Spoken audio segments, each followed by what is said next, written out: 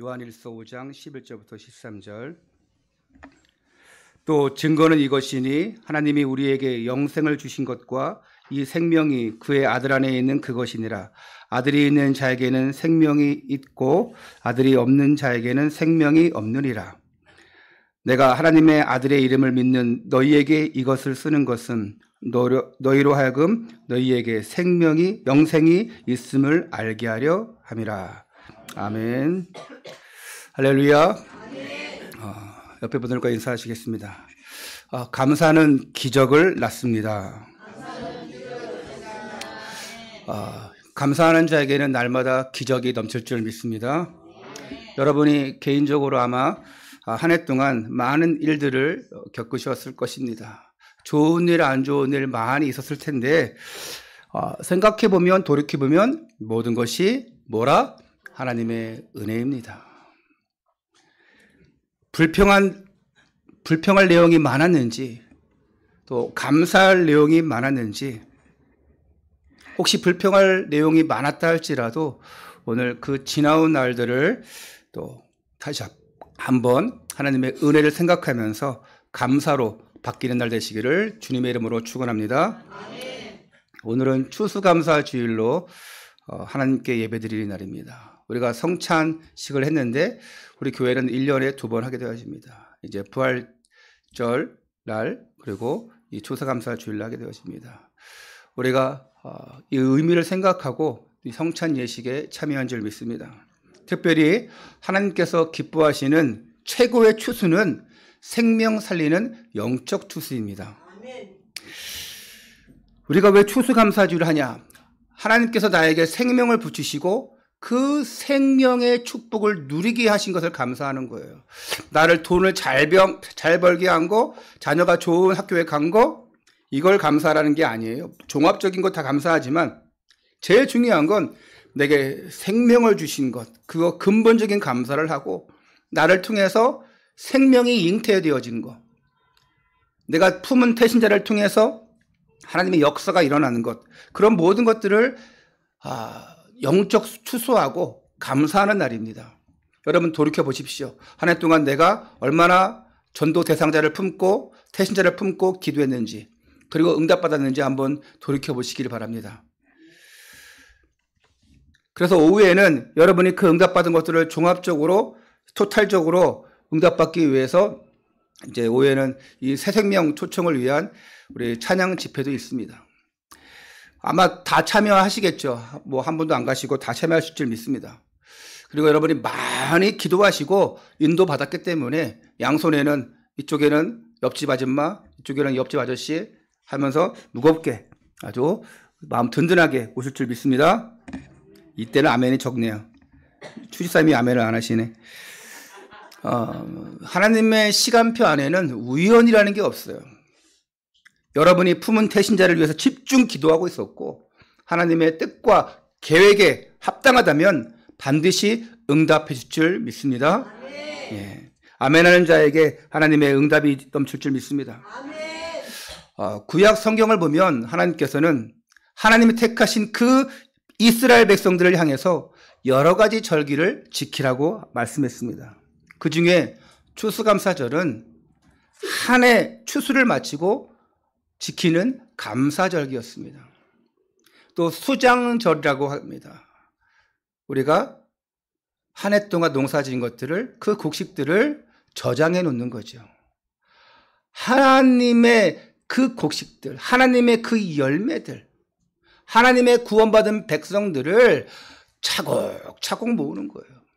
그래서 구원의 백성으로, 천국의 백성으로 인도받게 하는 겁니다. 이 절기를 지키는 것은 지금까지 나를 인도하시고 보호하신 그 하나님의 은혜에 대한 감사를 고백하는 것입니다. 오늘 최고의 감사가 나오시기 바랍니다. 내가 꼭 무슨 특별한 일이 있어야지만 감사하는 게 아니에요. 우리는 이거 놓고 내가 이 특별한 일, 이게 아니라 평상시 삶 속에서 깊은 감사가 나와야 됩니다. 이 모든 것이 하나님의 은혜였고 하나님이 하셨구나, 감사하다. 지금 내가 이 자리에 나와서 예배 드릴 수 있는 이 자체가 커다란 감사의 이유가 될 줄 믿습니다. 정말 감사하는 자에게 하나님의 놀라운 은혜를 부어줄 줄 믿습니다. 저는 요즘 그런 생각을 해봐요. 이제 내가 하나님 앞에 선 것도 또 목사로서 설교를 할 수 있다는 것도 참으로 하나님의 은혜구나. 이 부족한 종을 쓰시는 것 자체가 은혜고 감사구나. 우리의 삶 자체가 감사가 되면 놀라운 기적들이 여러분 가운데 일어날 줄 믿습니다. 왜 우리를 살게 하느냐? 쓰실 이유가 있기 때문에. 그러면 필요 없으면 죽게 하느냐? 필요 없으면 죽게 하는 것이 아니라 필요하기 때문에 죽게 할 수도 있어요. 내가 미랄이 되어서 썩어서 죽어야지만 새로운 역사가 일어날 수도 있다니까요. 하나님의 그 계획은 우리가 몰라요. 우리가 살아있는 것도 또 죽는 것도 그 생사복이 다 하나님께 있습니다. 두려워하지 마세요. 정말 우리가 하나님의 은혜를 모르면, 계획을 모르면 두렵습니다. 병이 들면 두렵고, 죽음이 앞에 오면 두렵고, 가정에 돈이 없으면, 뭐가 없으면, 뭐가 안 되면 두렵고 떨리고, 그러지 마세요. 모든 것이 하나님의 계획입니다. 정말 여러분이 하나님의 계획이 아닌 것 같다면 한번 기도해 보세요. 한번 물어보세요. 하나님 계획 맞습니까? 속지 마시고 여러분이 그 하나님의 은혜를 발견하면 이게 모든 것이 하나님의 계획이구나. 내가 계획할지라도 하나님께서 그 길을 인도하시는구나. 깨달을 줄 믿습니다. 첫 번째입니다. 예수 안에만 있는 영생. 어디 안에만 있다고요? 예수 안에만 있어요. 영생이 뭡니까? 영원한 생명이에요. 영원한 생명. 여러분 교회 다니는 이유가 뭐 영원한 생명. 처음에 교회 나올 때 내가 천국 가기 위해서 교회 나온 거 아니잖아요. 어쩌다 교회 나왔을 수도 있어요. 너무 힘들어서 너무 어려워서 옆에 아저씨가 옆에 개똥이 엄마가 교회 가자고 해서 그래 아이고 너무 힘든데 교회를 가자 해서 왔을 수도 있어요. 근데 얼떨결에 왔는데 뭘 얻었어요? 영생을 얻었어요. 요한일서 5장 11절 12절 또 증거는 이것이니 하나님이 우리에게 영생을 주신 것과 이 생명이 그의 아들 안에 있는 그것이니라. 아들이 있는 자에게는 생명이 있고 하나님의 아들이 없는 자에게는 생명이 없느니라. 기독교는 생명의 종교입니다. 아니 종교라고 말하기도 그래요. 종교의 범주에 든다면 그냥 기독교지만 많은 종교 중에 하나가 아니라 생명 그 자체입니다. 기독교가 뭐라고 하냐? 그러면 여러분 생명이라 그래야 돼요. 기독교의 핵심은 뭐라고 하냐? 그럼 뭐라 그래야 돼요? 예수 그리스도예요. 정말 우리가 기독교가 뭐예요? 예수 그리스도를 믿음으로 말미암아 하나님의 자녀가 되고 구원받는 거예요. 13절에 그걸 얘기했습니다. 13절에 함께 읽어볼까요? 시작. 내가 하나님의 아들의 이름을 믿는 너희에게 이것을 쓰는 것은 너희로 하여금 너희에게 영생을 있음을 알게 하려 함이라. 자, 우리에게 영생이 있음을 알게 하려 함이라. 구원이 뭐냐? 영생을 얻는 거예요. 하나님의 자녀가 되어서 영원한 생명을 얻는 거예요. 기독교가 뭐냐? 예수 그리스도를 믿음으로 말미암아 그 이름을 통해서 영원한 생명을 얻는 것입니다. 기독교가 뭐라고 물어본다면 기독교는 예수 그리스도를 믿음으로 말미암아 하나님의 자녀가 되는 것이다. 우리가 왜 영생을 얻어야 되냐? 그 이유가 있습니다. 하나님께서 흙으로 사람을 지으시고 그 코에 생기를 불어넣으셔서 우리에게 살아있는 영이 되겠습니다. 창세기 1장 27절을 보면 사람을 하나님의 형상대로 창조했다고 말씀하고 있습니다. 모든 것이 하나님께서 창조하시고 말씀으로 창조했는데 사람만 그 코에 하나님의 생기를 불어 넣어 주셨어요. 숨을 넣어 주셨어요. 그리고 창세기 1장 28절에 생육하고 번성하여 땅에 충만하라. 땅을 정복하라. 바다의 고기와 공중의 새와 하늘에 움직이는 모든 것들을 다스리라. 이런 권세와 축복을 주셨습니다. 그런데 하나님의 말씀에 불순종한 이 죄를 져요. 그 결과는 죄가 들어오고 타락하게 되어집니다. 이 땅의 온갖 죄와 타락의 문제는 어떤 문제입니까? 하나님을 떠난 문제예요.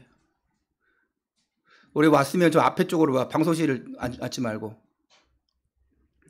우리 지훈이가 휴가 나온 것 같은데, 예, 휴가 처음 나왔는데 방송실에 왜 앉아 있어? 자, 죄의 굴레 속에서 사탄에게 종로를 타고 영원한 멸망길로 갈 수밖에 없던 존재. 그게 우리였어요. 여러분, 하나님 만나기 전에는 여러분이 다 죄인입니다. 죄인이 뭡니까? 물건을 훔치고 사람을 때려서 그게 죄인이 아닙니다. 하나님을 만나지 못한 게 죄인이에요. 이것을 우리가 원죄라고 합니다. 원죄. 근본 문제 원죄예요. 제일 처음에 있던 죄. 아담 한 사람으로 말미암아 죄가 세상에 들어왔어요. 모든 사람이 죄를 범하였음에 하나님의 영광에 이르지 못했어요. 이때부터 모든 사람은 행복을 상실해 버립니다. 이때부터 인간은 마귀의 종로를 타면서 우상 숭배하면서 살게 되었습니다. 마귀가 제일 좋아하는 게 뭡니까? 우상 숭배하는 거예요. 나를 따르라 마귀가 합니다. 나를 섬겨라 합니다. 근데 그 방법이 뭐냐? 우상 숭배예요. 하나님 모르게 하는 게 우상 숭배입니다. 자기가 만든 그 귀신의 존재들 또한 그 형상들 그거를 믿고 섬기고 빌게 만듭니다. 그러니까 점점 운명, 사주팔자에 묶여서 살아가요. 그 영향으로 각종 정신 문제, 육신의 문제, 삶의 문제 여기서 고통받다가 결국은 죽음에 이르게 되고 그 죽음 이후에는 영원한 지옥불에 떨어지게 되어지는 것입니다. 여러분 전도할 때 너 예수 안 믿으면 지옥 가 이렇게 하지 마세요. 그거는 맞는데 기분 나쁜 거예요. 너 지금 마귀 자녀야. 하나님 자녀야 돼. 맞는데 기분 나쁜 거예요. 여러분이 불신자예요. 만약에 이 마귀 자녀야 하면 좋겠어요? 네? 이 지옥 갈 놈아 좋겠어요? 절대 그렇게 하면 안 됩니다. 아유 저 지옥 갈 놈 교회도 안 다니고 그냥 아유 저 마귀 자식 저거 그러면 절대 안 돼요. 맞는데 아다르고 어다르다고 우리에게는 영원한 생명이 주어질 수 있어. 하나님이 우리를 천국 백성으로 삼아주셨어. 너도 그 백성이 될 수 있어. 너 지옥 갈 거야. 그게 아니고 잘 전도해야 돼요. 이게요. 그 영원한 지옥불에 떨어지는 그 문제로 끝나는 것이 아니라 나의 그 운명, 사주, 팔자가 나에 대해서 끝나는 것이 아니라 자식들에게도 대물림 되어집니다. 이 얘기가 출애굽기 20장 4절 5절에 나와 있습니다. 3, 4대가 저주를 받으리라. 하나님 없이 사는 상태를 불신자 상태라고 해요. 그 불신자 상태 지금 제가 말했잖아요. 운명, 사주, 팔자, 정신 문제, 육신 문제, 삶의 문제, 지옥의 문제, 그 내세 문제, 결국은 후대 문제까지 오게 되어집니다. 어떤 방법으로도 해결할 수가 없어요. 우리가 교회를 왜 다니냐? 해결 받았잖아요. 해결 받기 위해서 교회 다니는 게 아니에요, 여러분. 교회 들어오는 순간 예수 그리스도를 나의 구주로 영접하고 하나님 자녀가 돼야 돼요. 그리고 해결 받은 그 기쁨을 가지고 감사하면서 하나님 앞에 예배 드리는 거예요. 그 감사함으로 나가니까 내가 기도하고 채워주시는 그 은혜를 우리가 날마다 받는 거예요. 그게 신앙생활이에요. 구원받기 위해서 교회 나오는 게 아니에요. 다니는 게 아니에요. 예배 드리는 게 아니에요. 이미 구원 받았어요. 교회를 나왔는데 다니는데 구원받지 않은 사람도 있죠. 빨리 바꿔줘야 됩니다. 이에 인간을 창조하신 하나님께서 구원의 길을 열어주십니다. 죄사함의 길을 열어주셨어요. 그 길이 누구라고요? 바로 예수 그리스도예요. 하나님의 아들 예수 그리스도를 믿고 그 이름을 통해서만 영원한 생명을 얻는다고 오늘 13절에 말씀했습니다. 또한 요한복음 3장 16절 여러분이 잘 아시는 성경 구절 하나님이 세상을 이처럼 사랑하사 독생자를 주셨으니 이는 그를 믿는 자마다 멸망치 않고 영생을 얻게 하려 하심이라. 또한 사도행전 4장 12절 다른 이로서는 구원을 얻을 수 없나니 천하 사람 중에 구원 받을 만한 다른 이름을 우리에게 주신 일이 없느리라. 그 다음에 여러분 요한복음 14장 6절에 나는 곧 길이요 진리요 생명이니 나로 말미암지 않고는 아버지께로 올 자가 없느니라. 오직 누구만 얘기하고 있어요? 예수 그리스도만 말씀하고 있습니다. 예수 그리스도 안에만 영생의 축복이 있고 구원이 있습니다. 이걸 모르니까 그냥 이 자체를 모르니까 교회를 다녀도 너무 의미 없이 다녀요. 오직 예수 그리스도 나의 모든 죄의 문제를 해결해 주셨구나. 나에게 영생을 주셨구나. 천국 백성 삼아 주셨구나. 이걸 모르니까 저 사회생활하면서 대학생활하면서 또 사람들 만나면서 그냥 타락하고 사는 거예요. 이걸 모르고 신앙생활하죠? 그러면 교회 다녔으니까 나는 구원받았으니까 해결됐어 하면서 나도 모르게 타락의 길로 가요. 죄의 길로 갑니다. 그러면서 나도 예수 믿는다고 합니다. 그러면서 나도 교회 다닌다고 합니다. 같이 십수를 다니면서.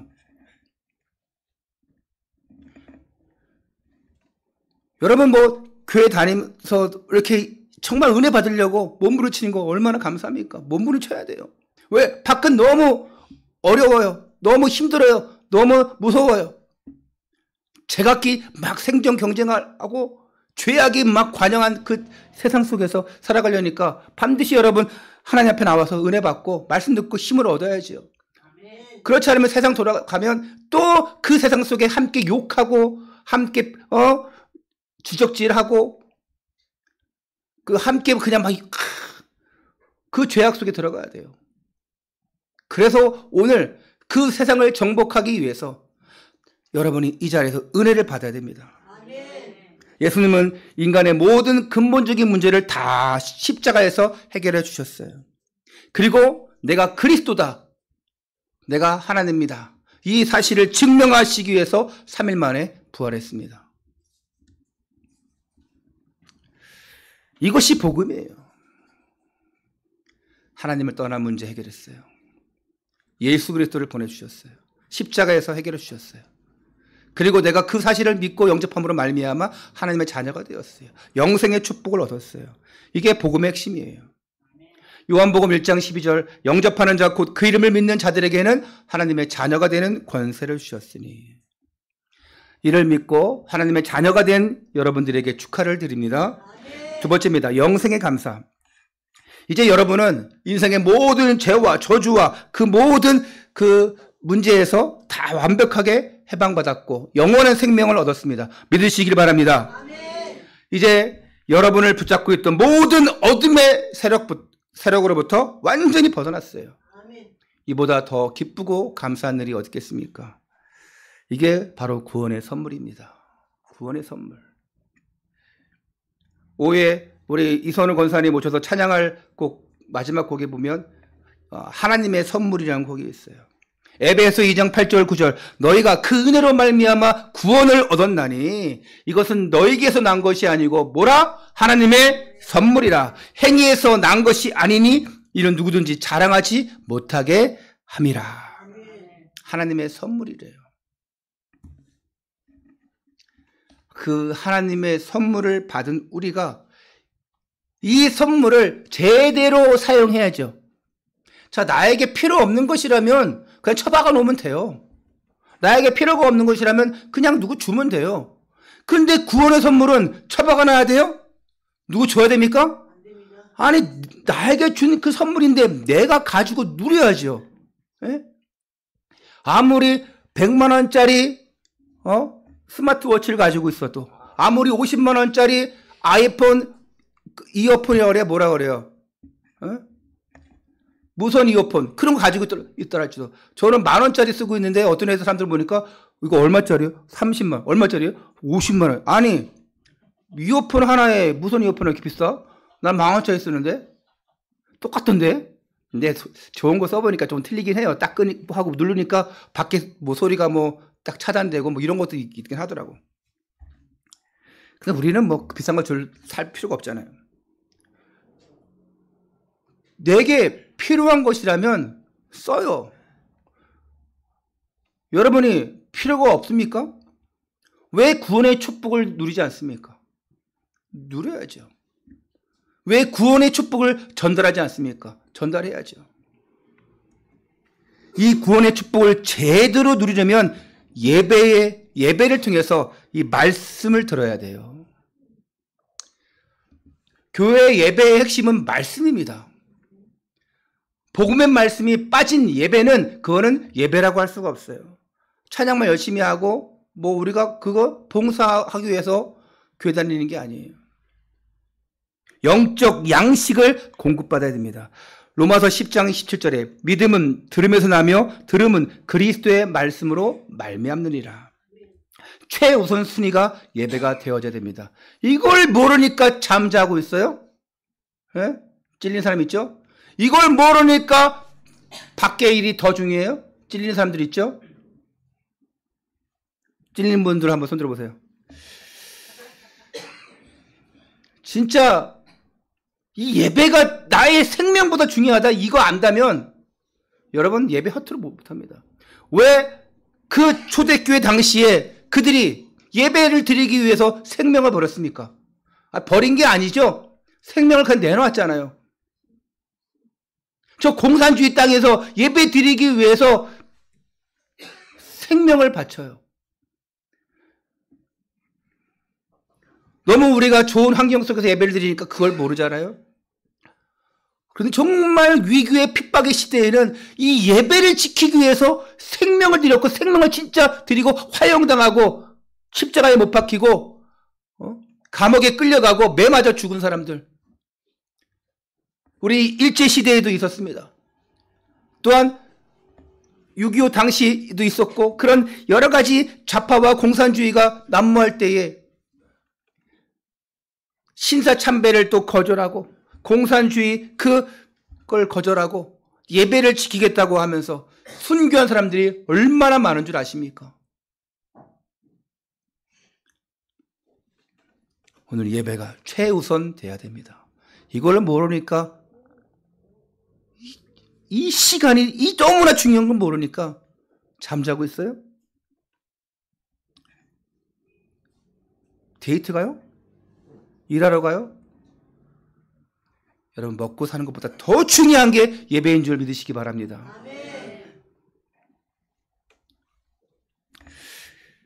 결론입니다. 감사할 때 어떤 일이 일어나냐? 아까 얘기 처음 인사했죠. 감사할 때마다 기적이 일어나는 거예요. 오늘 추수감사 예배에 참석하신 모든 여러분이 이 영생의 감격 속에 정말 감사를 회복하시기를 바라고 날마다 성령의 충만함, 그래서 성령의 인도를 받는 모든 문제 해결자 예수 그리스도가 나와 함께 하심을 믿는 그런 제자, 그리고 그 생명을 전하는 전도자가 되시기를 주 예수 그리스도의 이름으로 축원합니다.